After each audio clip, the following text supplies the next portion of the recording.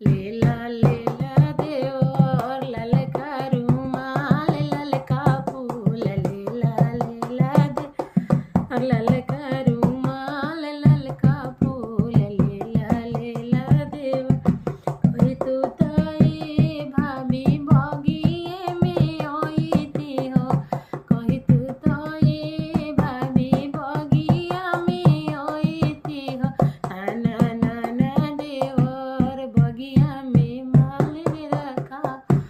ना ना ना ना देवर बगिया में माल रखा रे ना कोई तू तई भाभी कॉलेज में आईती हो